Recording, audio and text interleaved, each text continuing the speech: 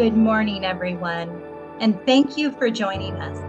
We'll be beginning this day's webinar in about 2 minutes.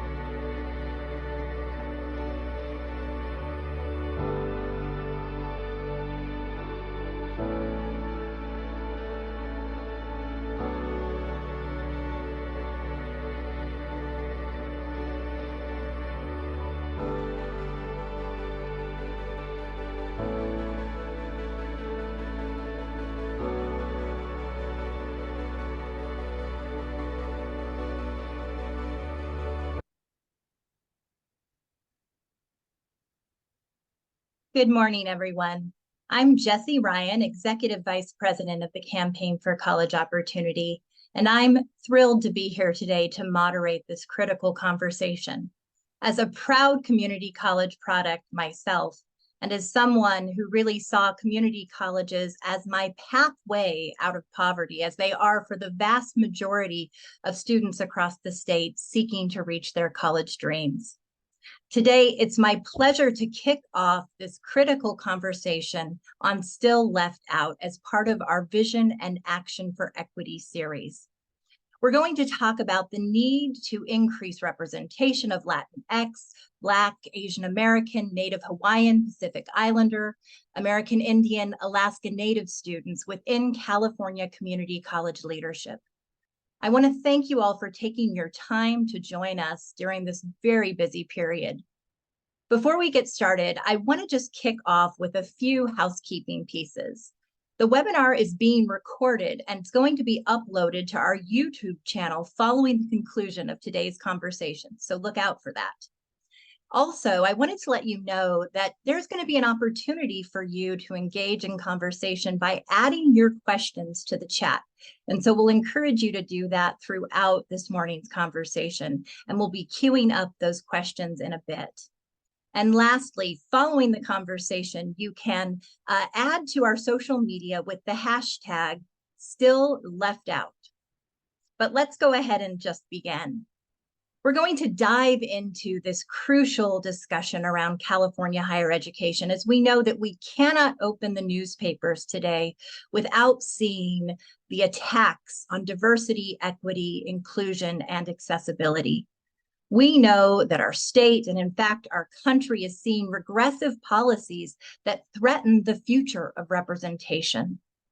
We continue to exclude Latinx, Black, Asian American, Native Hawaiian and Pacific Islander, as well as American Indian, Alaska Native Californians from key positions within public higher education, seriously limiting the potential of our students, our democracy, and our future economic well-being. Racial, ethnic, and gender diversity are core values of California. But by not addressing the real disparities that exist within California community colleges, the world's largest system of public higher education, educating nearly 2 million students every year, we perpetuate a cycle of white male dominance for all. We must ensure that the pride we feel and the multiracial state representation is translated into equitable opportunities, intentional and strategic experiences for students who represent the most diverse student body in the nation to feel like they belong. Our conversation today, we hope, will get at the root of many of these issues as part of our Vision and Action series. Many of you know that 5 years ago, the campaign brought forward a groundbreaking report, Left Out, which looked at the underrepresentation in higher education leadership, in our coordinating bodies, and in faculty representation. Our report, Left Out, was a wake-up call for many spurring critical conversations across the system to focus and double down on efforts around diversity, equity, inclusion, and accessibility. I myself was proud to serve on the DEIA work group for 2 years as part of the Community College Chancellor's Office efforts. Today, we are going to build on the foundation of Left Out with recent findings from Still Left Out, focusing on California community colleges. 5 years later, Still Left Out reveals that college leaders still do not reflect the rich diversity of California's population, which is 61% Latinx, Black, Asian American, NHPI, and American Indian Alaskan Native, despite strides that we have made. And we're going to talk some more about those bright spots. We know the stakes are high. In fact, 30 states across the country are rolling back policies around diversity, equity, and inclusion. And we know in California, we have an opportunity to lead the way in an intentional and full-throated racial equity response. We also know that in many ways, we're facing a perfect storm. The continued impacts of COVID, the SCOTUS decision curtailing race-conscious admissions, and the unacceptable delays with the new FAFSA have had a chilling effect on students. And our ability to coalesce around a solution will in fact determine the trajectory of their futures. Without intentionality towards creating the inclusive campus and system communities that students deserve, we risk further alienating students and not showing them that California community colleges, in fact, are the bedrock of opportunity and belonging. We have an opportunity in this conversation to explore the strides that have been made at the California community colleges and to have an honest conversation around the steps that we must continue to take in the future. This publication is yet another demonstration of the campaign's unapologetic commitment to both illuminate data as a critical tool for action and to have difficult conversations so that we can move the needle on racial equity and representation across public education universities and colleges in California. With that, please join me in welcoming another community college alumni, Casey Chang, who is going to represent our report findings. And as you know, the campaign has centered students in everything we do as the heartbeat of our work. Casey has a remarkable story and is well equipped to talk about the data. Good morning, everyone. My name is Casey Chang, and I'm a student at Mission College in the Bay Area, forging my path to my bachelor's degree as an Asian American woman pursuing a STEM major. In addition to being a student, I'm proudly stand before you as the recently appointed student member to the California Community Colleges Board of Governors, where I advocate for 2 million students attending 116 unique colleges across the state. That's why I'm so honored to join you all today. This topic is very personal and important to me. As a representative of millions of students, I deeply care about the experiences of students of all racial and ethnic backgrounds. My greatest hope is for all 2 million of us, plus the generations of community college students to come, is that we are able to succeed thanks to carefully equity-minded guidance of leaders who reflect us. Serving on the Board of Governors, I can't help but feel great pride and encouragement by our California community college system. We are the largest and most diverse system of higher education in the country. As of 2021, over 2/3 of the community college students in California are Latinx, Black, Asian American, Native Hawaiian, Pacific Islander, and American Indian Alaskan Native. This very much closely mirrors the youth ages 18 to 24. But how does the community college system fare in terms of representation in its leadership positions? When the Campaign for College Opportunity first set out to examine representation in higher education leadership in 2017, they found alarming trends of community college leaders across the board did not reflect the rich diversity of California. And now, looking at the data 5 years later, along with examining my own experiences on campus, the same holds true. Though some progress has been made, Latinx, Black, Asian American, NHPI, and AIAN Californians are still left out from critical leadership positions. These are positions that shape curriculum, that interact with students daily, that shape campus climates, and more. When students like me are not reflected in leadership, we have to ask, what kind of message are we sending to students? And what does that indicate about our values? Let's dive into the data.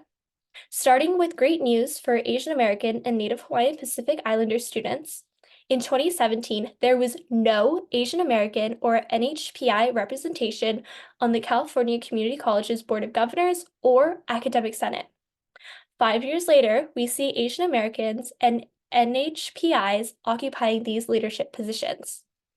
Yet, when we look at district trustees, campus leadership, tenured and non-tenured faculty, we see limited progress. Even with great news of greater diversity on the Board of Governors and Academic Senate, there is still a struggle to reflect the great state's share of Asian American and NHPI youth in California, who comprise of 13% of 18 to 24-year-olds. District trustees, for example, are just 7% Asian American and NHPI. And in campus senior leadership, it's just 8%. If we look across demographics, we see similar patterns. In examining Latinx leadership, still left out found an impressive gain made by the Board of Governors in district trustees and academic senate. Representation, for example, doubled on the Board of Governors and academic senate from 12 to 25% and 7 to 14%, respectively, over this 5-year period. But in campus senior leadership and tenured faculty, Latinx representation increased by just 3 percentage points in 5 years. Overall, while there has been some progress, it's still nowhere near parity, considering 47% of California's community college students and 49% of California's college-aged population are Latinx. Black Californians, who make up 5% of student enrollment and 6% of California's college-aged youth, are better represented within the California Community Colleges system and campus-level leadership. The greatest gains are within the Board of Governors, expanding from 12 to 25%, and campus senior leadership growing from 12 to 16%. There was limited growth in district leadership and academic senate, though representation is at parity here. And yet, the bottom line is that white leaders continue to dominate all California community colleges' leadership positions. Just 24% of California community colleges students were white, making them significantly overrepresented in the district leadership, senior campus leadership, faculty, and the academic senate. All leadership bodies reflected here, except for the Board of Governors, are at least 50% white 5 years later. Still left out also shines a light on gender representation, where we fortunately see very good news for the California community colleges. In 2017, women struggled to meet half of most leadership positions, despite comprising 53% of the California community colleges student body. The Board of Governors and district leadership reflected the lowest representation of women at 41 and 43%, respectively. 5 years later, women now accounting for 55% of the student body, we see much stronger representation across the board. This is an increase of 16 percentage points on the Board of Governors, 6% in district leadership, and a whopping 24% on the academic senate. Campus senior leadership saw a modest growth by 1 percentage point. Meanwhile, tenured faculty remained the same. One great finding is that of 116 community college campuses, 50 are led by women. We must keep this momentum going. I hope that you take this data as a call to action. There's no room for complacency. While we see important progress, there is still significant disparities in the way of making Latinx, Black, Asian American, NHPI, and AIAN students and scholars feel fully welcomed in our system. As an Asian woman, I saw that firsthand. I served as student trustee for my local community college district. It was a stark contrast to see that our district leadership at Mission College did not reflect the rich diversity of Asian and Latinx communities our campus is surrounded by. This is a body that has great impact, whose work is to benefit the community and students. If we do not reflect our community, our students, or their lived experiences, how can we say we're adequately serving them? On top of that, I still feel left out as a woman pursuing a STEM major. While celebrating the gains we have made in increasing gender diversity in the community college leadership, with few women faculty that I can look up to, it is hard to make those meaningful connections in the field already dominated by men. When our progress is limited, we send a message of exclusion, a message about who belongs in college, who students have access to, and what resources are available to them, and ultimately shape their experiences as they try to navigate an already difficult journey. As a student member on the Board of Governors, I feel a big responsibility for making sure all students are supported to succeed. And that includes ensuring that we have the right leadership to support our students. So when I see data like this, like the fact that Latinx representation continues to lag severely despite comprising a significant portion of our student body, I feel alarmed for my student peers. Being intentional about our hiring of diverse college leaders can counter this by transforming community college campuses into inclusive spaces. I'm inspired by my college president, Dr. Sahara Wan, a woman who has been an exceptional mentor who has always empowered students. When she became president in 2022, our campus climate changed, which was already at a good position, but even further progressed.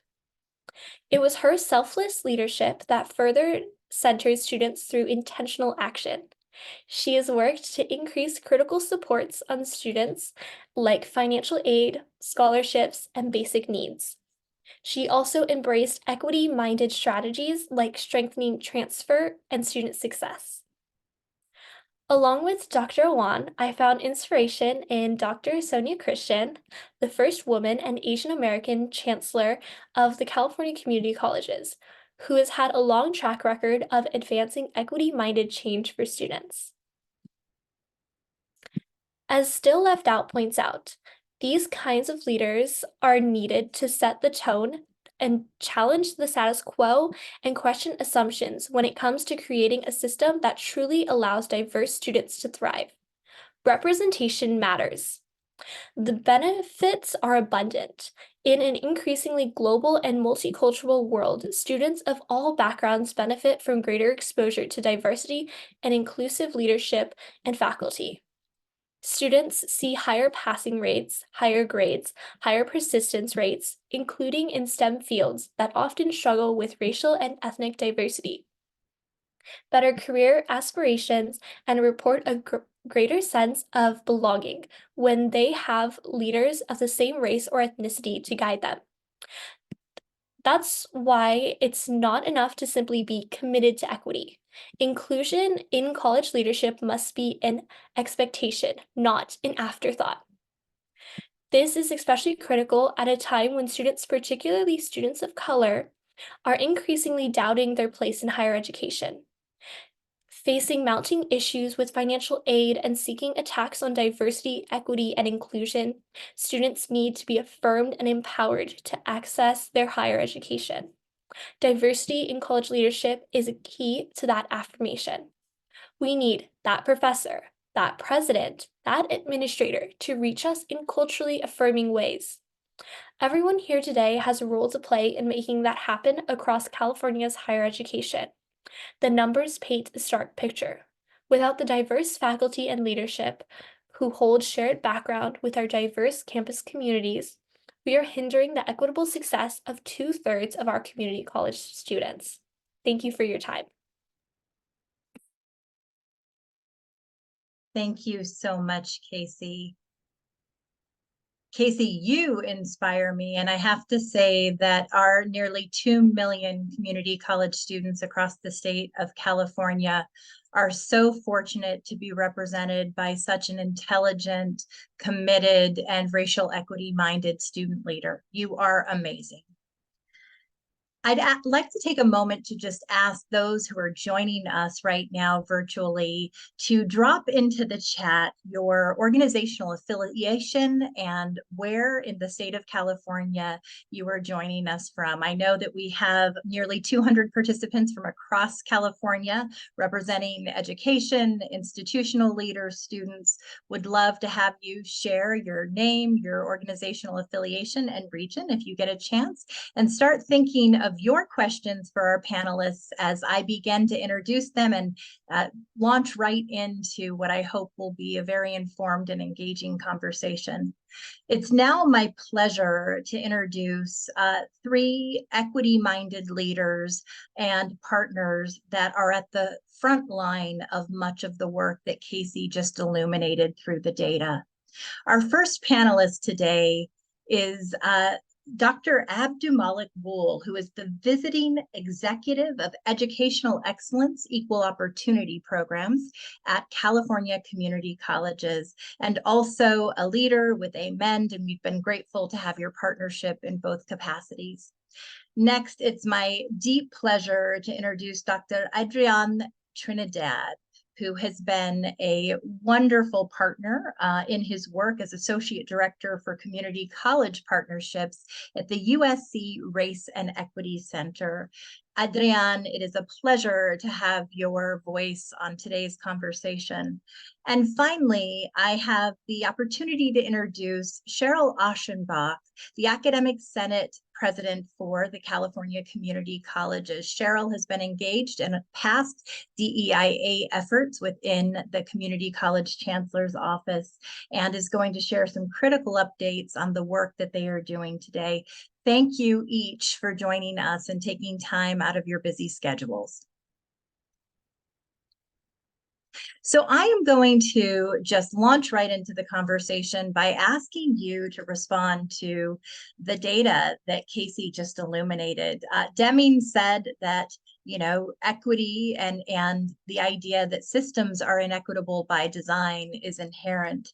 And what we heard from Casey is that gains have been made, but we are still a long ways from the kind of racially inclusive and representative environment that we hope to actualize in our California community college system. So can you please all just share your reactions to the experiences that Casey shared and the data that she uplifted? Let's start with Dr. Abdimalik Buul. Thank you for having me, Jessie, and thank you for sharing. And thank you for all those who are joining us this morning, this afternoon. As Casey was breaking down the data, I want to take a moment to just not focus on the quantitative aspect, but the qualitative aspect of what she shared and why representation matters and the impact that the representation she has come across in her personal life, because our students are our compass and our why, was so important. And two things come out to me: self-efficacy and self-esteem. And you know, as we know, self-esteem is the degree to which people feel satisfied with themselves and feel valuable and worthy of respect. But self-efficacy refers to the individual's belief in their capacity to execute behaviors necessary to produce, as Bandura says, performance attainments. So we see that in confidence, their ability to exert control over their own motivation, behavior, and social environments. And so we see that the impact of just having the symbolic representation of an individual can have a magnanimous impact on your success. And if we are the vehicle of upward economic, socioeconomic opportunity and ability for people to change generational wealth, generational outcomes, as an open access institution, then that gives us the urgency of now, as Dr. Martin Luther King mentions, to move this work more judiciously. So I think thinking on sitting back and sinking some of the information and the imperative of how some certain gains were made, but the work of our legacy and the moment that we have right now is just so important for us. Is something that is sitting with me that I'm grappling with in the qualitative realm. In the quantitative aspect, obviously, there are some aspects that are gearing towards us being happy with some of the results that we've seen. But there are some moments where you're like, we can absolutely do more. And so I know we're going to have another 30 minutes or so to unpack some of that. But I just wanted to settle with the fact that she said representation matters. And it matters for a reason. If we're going to be the fourth or fifth largest economy in the nation and prepare our students to be a global workforce, then we need to equip them with the necessary knowledge and resources and support systems to effectively engage in this work. And so I think that is what I sit with, to know that we all have a profound responsibility and ability to create that change. Beautifully put. Dr. Adrian, Trinidad? Buenos dias, everyone, and thanks for the invitation, and congrats on another compelling report. And I'm honored to be here with Casey, Cheryl, and Dr. Buul to have this conversation. I think I found it perhaps a bit unsurprising. Unfortunately, the data, I was relieved to see that there's positive gains, especially in the parity for representation of women in specific roles throughout the system. And I also question whether that representation is the same across race and gender. So, in 2024, we should no longer have the first women of color executive leadership in California's community colleges. And unfortunately, that is still commonplace. And relatedly to Dr. Bull's point, one of my reactions, I think, is just the inherent consequences of this, and reflecting on that and what it means to have whiteness be embedded in the fabric of how we operate as institutions. Students feel demoralized. Our education system does not connect to them. It does not take into account their cultural and familial traditions. And in fact, I think they have to let them go to be successful, quote unquote. And as a race scholar practitioner, I mean, the data I think is irrefutably clear. I mean, it is, if you look at any social issue, you will see a pattern by race and ethnicity. And this isn't by happenstance. It doesn't just happen. It's structured this way. And this morning, I was curious to see just some data on this, and I pulled some. Black people make 5 cents to the dollar that of what a white person makes. Over a third of high school students report having experienced racism of some kind. We know that the pandemic hit people of color much heavier than white folks. And race as the motivation for hate crimes continues to be 5 times at least that of other social categories. And where we live is still highly determined by race. I mean, we are living in a highly segregated society. And if you look at some of the strongest predictors of your educational and socioeconomic outcomes, typically it's your zip code, where you live, and your parents' level of education. And so I think we need to be very clear and understand these consequences, and what happens when students are not empowered to succeed in college and also be themselves when they finish. I'll speak, I think, a little more to that later, but diversity in the faculty and college leadership is necessary to be able to achieve that. And I think this report very compellingly outlines all the evidence as to why it's important. And Dr. Trinidad, thank you so much for speaking to the intersectionality of health, of economic opportunity, of lifetime benefits of education, because I think, what you're saying here is so critical, right? We have to recognize that what we do right now in the classroom, tenured and non-tenured faculty, in leadership for our public colleges and universities, and intentionally, which we heard Casey say several times, in carving out the opportunities for representation that make our students feel welcomed, will determine the future well-being of our society. So I'm now going to turn it over to Cheryl Aschenbach to share a bit about her reactions to the compelling data and student experience that Casey Chang shared. And Casey will be joining us for the remainder of the conversation. Good, thank you, and good morning, everybody. Much like my partners here, absolutely an acknowledgement that there's been progress, but too little progress. An acknowledgement that there is much more that needs to be done, that representation does matter. What Casey spoke about needing people in the classroom with her, faculty like me, who they can relate to, who understand their stories, their journeys, and can create an environment that is affirming, welcoming, nurturing in a way that launches them into their next steps. It needs to be a diversity of people. Also looking at what does this mean for our incredibly diverse society? Those exposures, those understandings, the partnerships across diverse populations has to happen and be cultivated in our community colleges. We have so many students and we have such an opportunity to do that cultivating. Much progress exists in front of us, but we even think about Casey's examples of her college president and our system chancellor are both folks who weren't necessarily captured in the 2021 data. So even thinking about the momentum that we have gained, I would anticipate since then, still not closing the gaps to the degree they need to be closed and having the representation to the degree that we need to have representations, particularly across certain groups, but just knowing that continued effort and progress is being made. When I think about, Jessie, you and I served together on the DEIA work group back in 20 and 21, I think it was like that. Only a year prior had that really system level coordination and conversation collaboration get set into motion, and with objectives being set and activities being defined and designed in a way that, established for our system as a whole. This is our culture, this is our expectation. And then the support that trickles out through the many representative groups that were participating in that DEIA work group, like even the 21-22 data efforts were still fairly early, except for those that committed to this long before. But for some of our colleges, trailing. So again, I'm excited about the momentum that I feel like is picking up. But to Casey's point, especially, like we can't be complacent. This has to continue to be very intentional work, and it's intentional on all aspects and in all roles. It's critical that we continue that intentionality.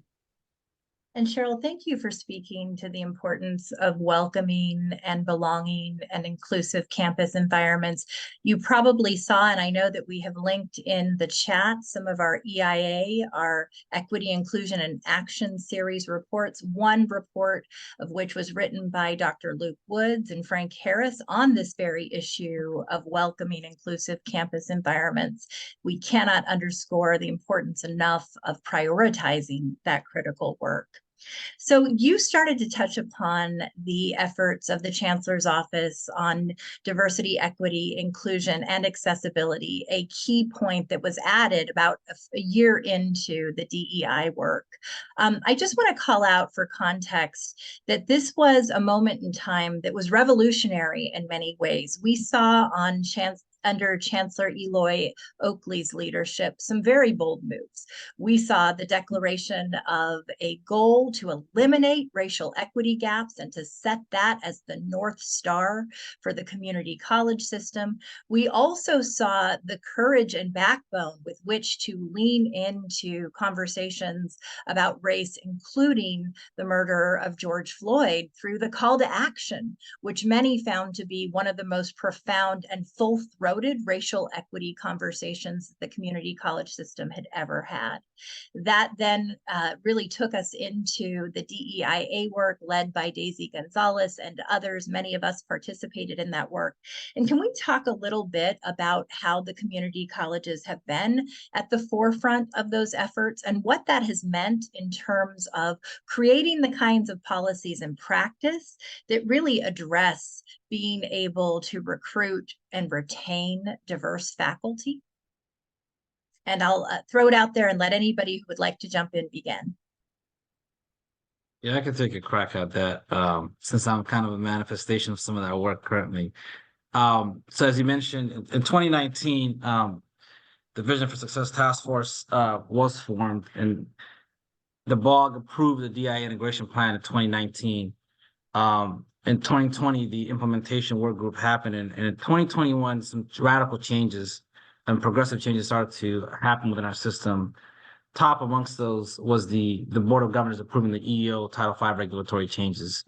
And that really set the foundation to have more concrete dialogue with districts in diversifying their employee sets, whether it's classified, administrators, faculty, and having some type of longitudinal data analysis in regards to that. That work has been ongoing. In 2021, the end of 2022, actually, the Department of Finance approved those regulatory changes, and so that went into action. With that, the Chancellor's office developed multiple toolkits and trainings to ensure that we held the field accountable or responsible, but also equip them with the necessary resources and guide them through the new regulatory changes. So the EEO Best Practices Handbook was deployed. We deployed that, and it was really great. We talked about prior to this call, Sidika, looking at mentorship, internship, pre-hiring, hiring, post-hiring strategies that focus specifically on diversity, equity, inclusion, and anti-racism accessibility. So that toolkit was released, sampling up and down the system, multi-district colleges, single college district colleges, looking at rural, urban campuses, suburban campuses, almost every single partner that we can think of, including our academic senate colleagues, our Association of Human Resources Officers, ACRO, our CEOs, CIOs, Chief Instructional Officers, CSSOs, our Vice Presidents of Student Services, ACA, who really train a lot of our administrators. It was really a comprehensive, even some of our labor partners participated in this through FAC. And so we had a very comprehensive, detailed handbook that really uplifted a lot of the best practices, because we heard that people say, hey, we want to do this, we don't know how. We are down with the why. We know our data tells us to do some things differently. What are those things? And so cluster hiring being one of those innovative strategies that have come out, and Gavilan College was recently uplifted for their work in our March BOG of how they increased over 40% with just one hiring set their faculty and administrators. So there's ways in which we are seeing some of that action happen now.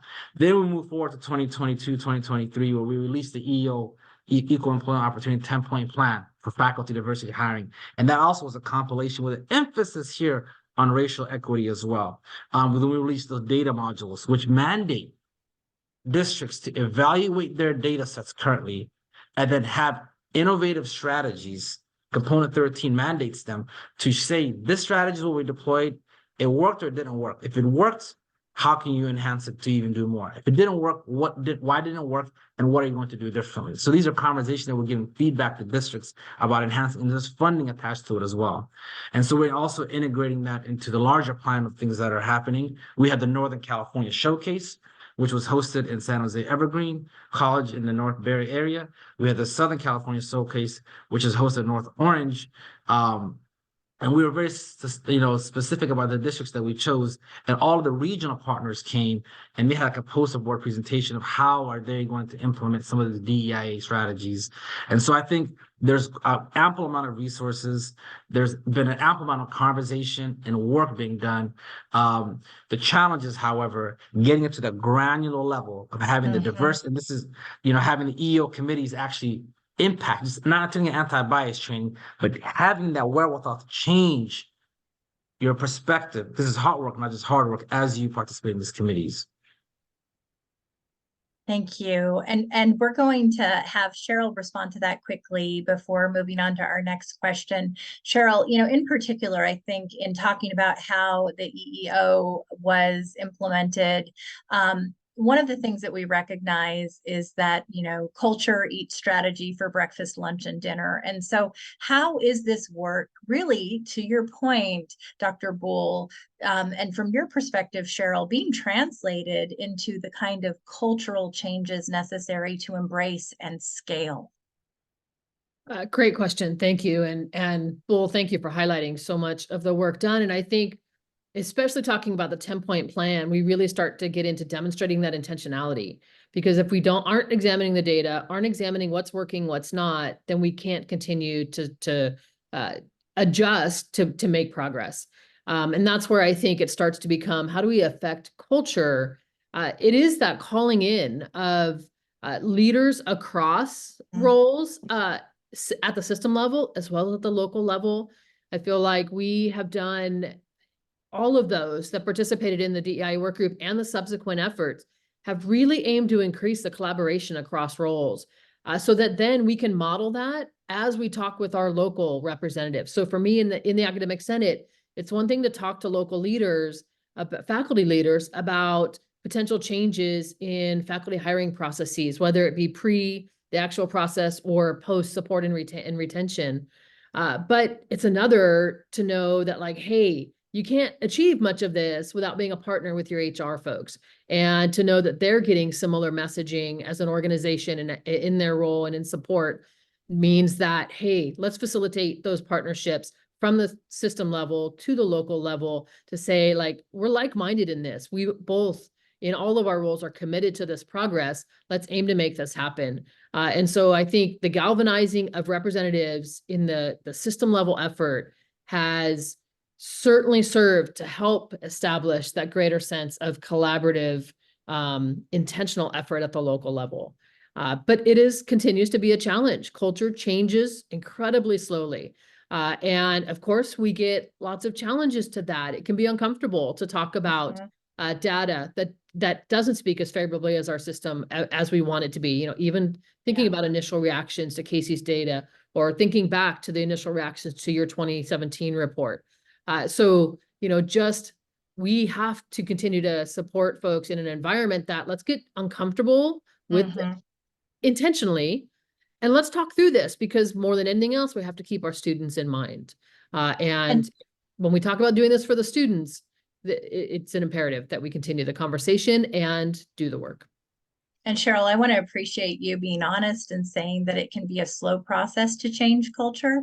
And at a moment when we know that students have an urgent need to be able to show that there has been demonstrated movement in cultural changes. So I'm going to bring in Dr. Trinidad and Casey into the next question. You know, really want to ask you from your perspective, how more diverse and representative faculty and college leadership will increase the success of community college students, and what more can be done by the system and campuses?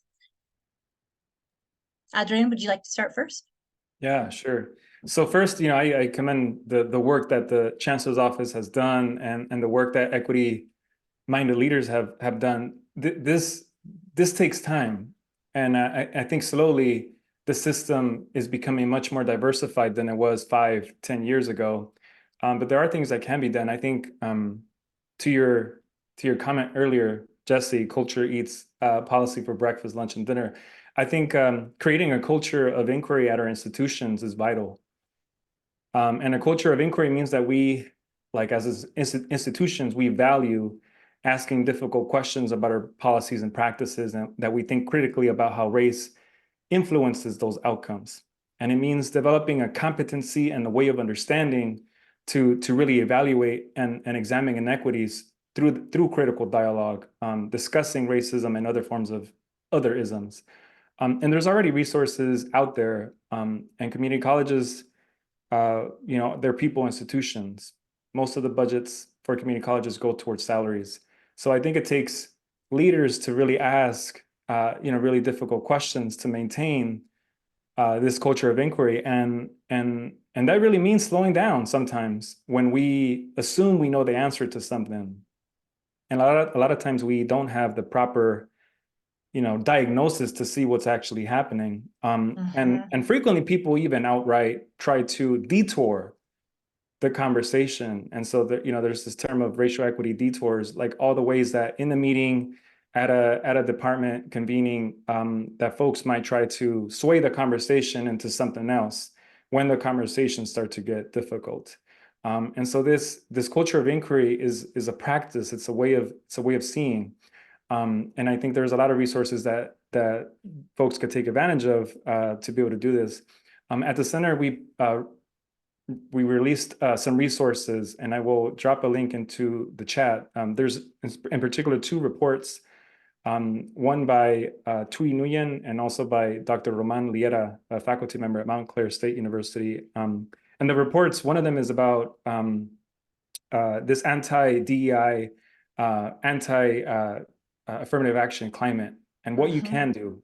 So what are the legal bounds of what you can do, what's a gray area, and what you're absolutely able to do, but there's misconceptions about what can be done. And I think that's critical, right? Like folks just having a misunderstanding of what you can do. And then the other report actually draws on that Vision for Success DEI plan, and it breaks down some competencies, some strategies, and additional research on what you can do to diversify the faculty. So I highly encourage you to check out those two reports in the link. We also, at the center, we put together a racial equity commission for California community colleges, and there were two recommendations in there that I think are worthwhile to think about and reflect on. Is this commission reflected on professional development. Not all professional development is created the same, and there should be a proportion of professional development that is dedicated to specifically developing racial equity practices and competencies. Another one was to reform the education code to evaluate and hire employees based on demonstrated skills and competencies as reflected in student outcomes, specifically thinking about culturally affirming practices, equity-mindedness, and race consciousness. Wonderful. Oh, go ahead. No, please go ahead. The very last thing, I also think about diverse executive leadership. I mean, if your cabinet does not reflect the student body, I think folks need to ask really difficult questions about what that means. And then the specific things, reviewing job announcements and the language that's used to communicate what you value as a campus. Folks don't want to work at a campus that's going to be racially hostile to the practices that you were doing as a faculty member. I could go on, but yeah, those are so many wonderful and very concrete examples, Dr. Trinidad. So thank you so much, because I do feel that, the way you've articulated, more can be done in a very tangible way, and by creating the kind of guardrails necessary to move the field. I'm going to move to Casey for your response to that question.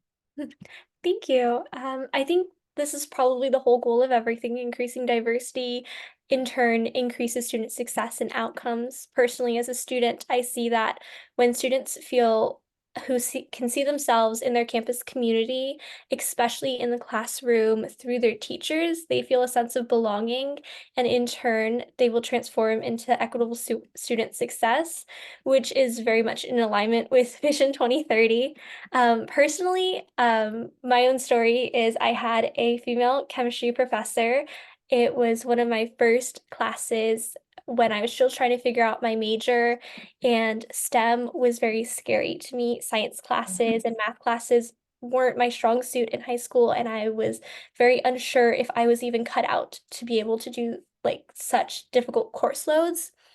And it was her leadership on campus. She holds a community of praxis for faculty to show them how they can promote equity and inclusion in their classrooms. And she made me believe that I could not only succeed in her course, but my future courses. And that was really important, because at that point I was like, oh, maybe I should switch to something that I consider easier, or something that maybe would fit me better. And the fact that she was there really made me feel welcomed, and her class really ensured that I was going to succeed as a student. I think echoing the strategies that Dr. Trinidad mentioned earlier, especially ensuring that students who are hired feel welcome, to ensure that they're also able to bring that to students. And so it's really a whole campus dynamic, is everyone needs to feel welcome, regardless of their racial or ethnic background. Casey, such a strong example of mentorship and guiding you to become the amazing young woman that you have today.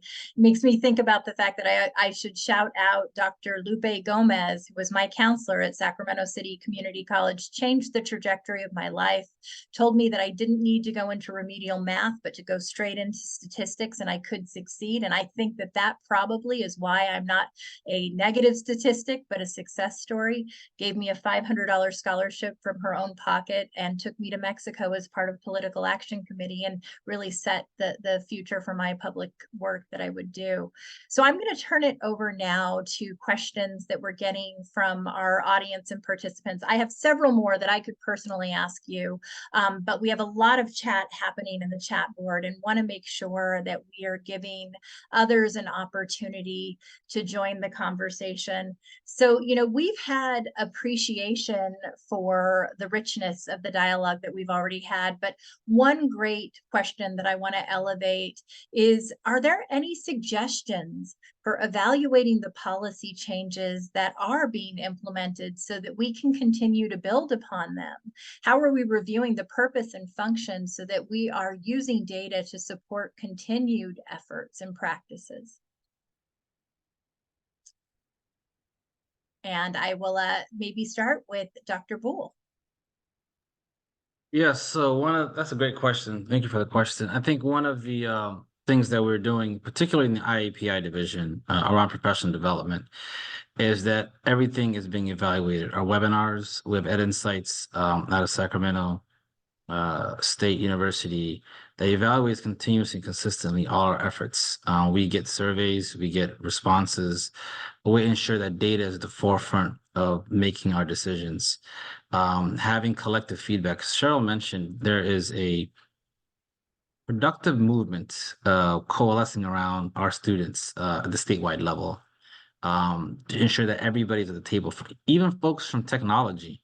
You know, having racial equity conversations around data within the technological aspects. CISWA, you know, our Vice Chancellor, Dr. Valerie Lundy Wagner, has invited me to their space. They're looking at their curriculum and their leadership pipeline of folks in technology and IT and how to diversify that the aspect of our system as well. So I think we continuously evaluate, and that's part of the legislature's requirements for the funding that we received. We are going to be at a historical. This is a legacy moment. You know, you talk about George Floyd in 2020. There was a historic amount of surplus in the state of California, resources dedicated to this. 20 years from now, people will study who were you, what did you do at this time and place, and what policies did you implement? So everyone on this call and all of us, we are going to be in the history books, whether we like it or not. Now, did we make the necessary adjustments and changes to create positive transformational change, or did we continue to be at the status quo? And part of that is what Dr. Trinidad mentions, having that wherewithal, and I'll leave you those 4 abilities, and I'll press for time here. We all have 4 abilities. Number 1 is vulnerability, being vulnerable, our ability to be vulnerable to the feedback that may be pointing at you to have introspective change to do better. Number 2, responsibility. We are responsible to the students that we serve.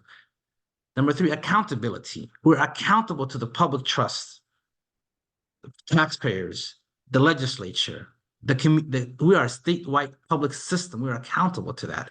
And your 4th ability that you all have is availability, being available to that, to receive the information, to receive the data, to receive the knowledge and feedback, and to make that productive change. So yes, we do have some systems in place. I do appreciate the collaboration with RP Group, USC, Race and Equity Center, all the different entities that we're doing research with.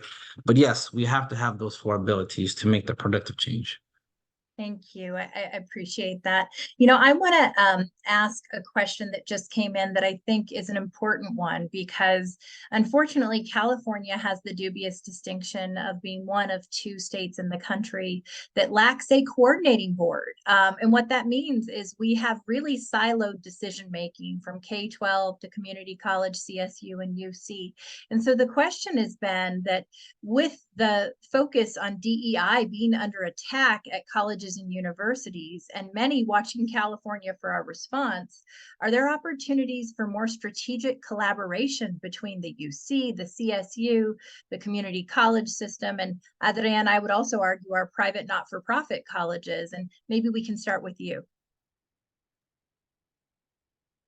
Yeah, thanks for that. That's a great question. I think each system has agency and is fully capable of resisting anti-DEI efforts. And this anti-affirmative action climate, it's not new. It's new nationwide, but it's not new to us. we've been dealing with this context, for over 25 years. I think what's new is the backlash from the summer of racial reckoning. And folks are really just trying to push us into this color evasive society of not discussing, addressing, and kind of wish away race as if it doesn't exist and keep the status quo. And that status quo is really about maintaining a certain race and power structure, right? And I think, how do you build collaboration and efforts? I think you do it by being selfless. Dr. Keith Curry from Compton College, he had this vision to put together this academy to support graduate students who want to become community college faculty members. And thanks in large part to Dr. Buul and the team, through EEO funds, this academy came to fruition. And early this year, we launched the academy. And I think in the early parts of that conversation, some questions that we got was that, hey, this could potentially benefit folks outside of Compton College.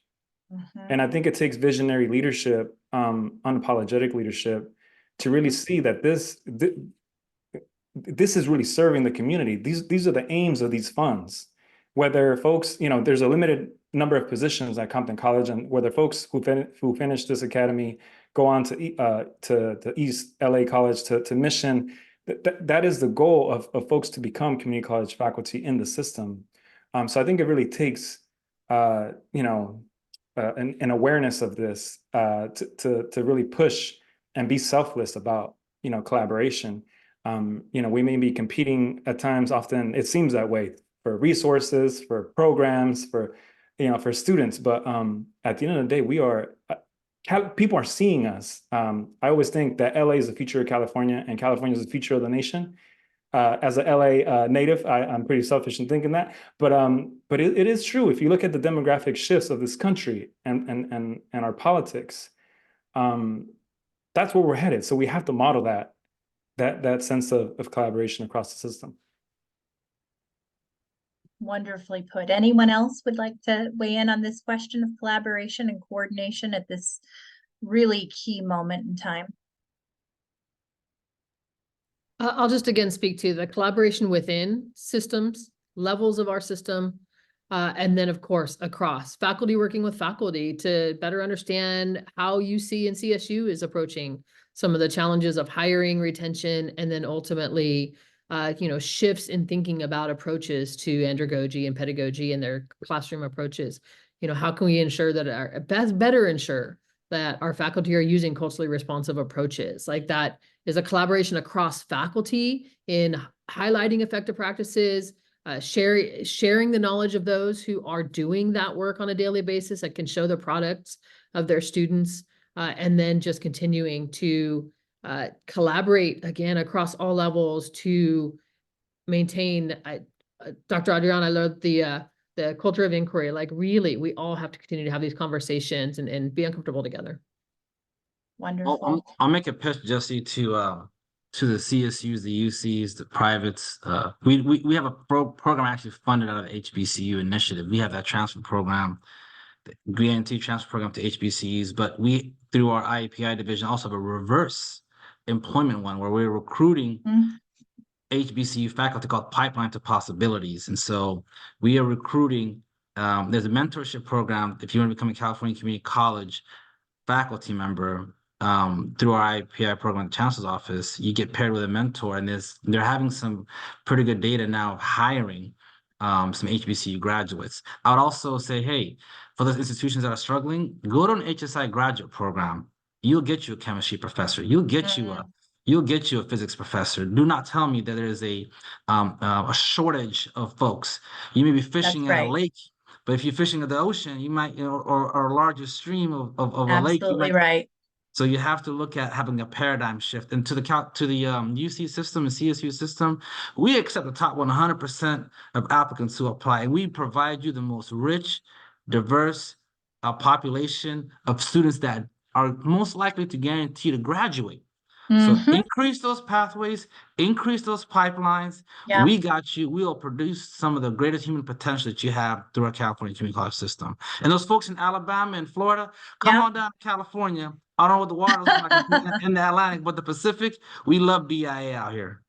Well, and Dr. Bull, you'll appreciate this at a national level in response to the SCOTUS ban on race-conscious admissions. We've really been pushing community college transfer as the most critical lever to ensuring diversity at four-year campuses, right? We know that with this change at the federal level and what we're seeing in terms of regressive policies across the country, the way we can ensure we have a representative student population is by strengthening our transfer. And we know that we have an incredible opportunity to recruit students to come back and teach as well.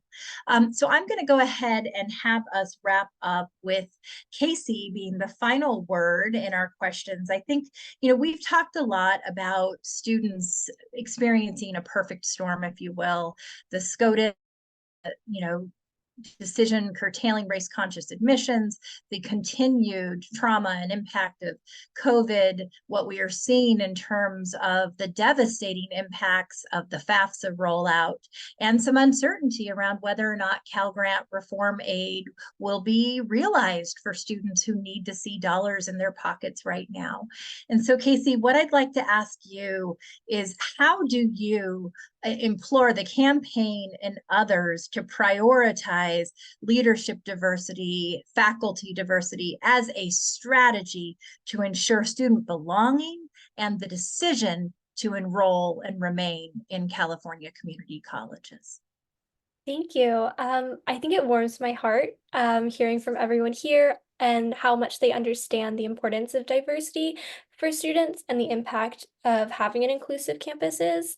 And I think it's the specific strategies that Dr. Bull, Dr. Trinidad, and you, Academic Senate President Aschenbach, have pointed out. And it's taking these things that you're learning from these webinars or I guess this is my third time giving this still left out speech on behalf of community college students. And it's really every single time I'm learning something new that I want to see my college campus or my district or all colleges in the system implement on their campuses. And I think there is a lot of strategies out there. It's making sure that when you're looking at an applicant pool, you're really reaching out to try to promote diversity and not saying, oh, well, no one really applied, and so we're only picking from these people. Are you really reaching out into communities and making sure that there are very highly qualified, diverse individuals out there from so many racial and ethnic backgrounds? And I think it's Dr. Bull pointed out, reaching out and really trying to recruit these people. And of course, I'm just very cognizant of there has been a lot of progress made since 2021. We're now in 2024, and I'm sure the data has changed and shifted significantly, hopefully. And I think that everyone here shares similar sentiments to my opening remarks. And I'm just really extremely hopeful knowing that there are people like the individuals here who are leaders in the community college system and higher education as a whole, and that they're really progressing the initiative for diversity and inclusion.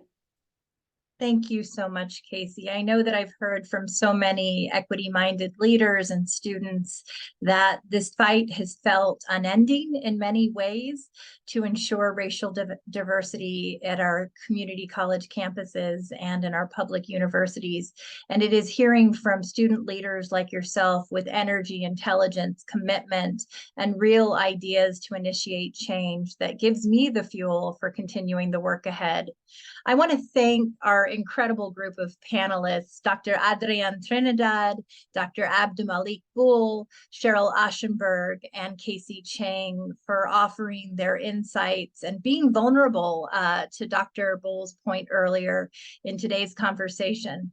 I'm reminded of a powerful message, one of so many that comes from our board member, Estela Ben-Simon, who has been at the forefront of critical research like whiteness rules, unpacking white male dominance in presidential searches, and the need to elevate equity-minded leaders.